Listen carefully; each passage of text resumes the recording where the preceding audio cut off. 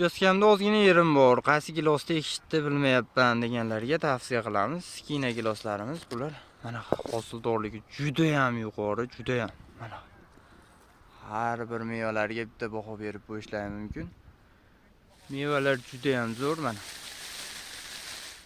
To'kilib ketmaydi, xudo xolasa. Bugun 2025-yil.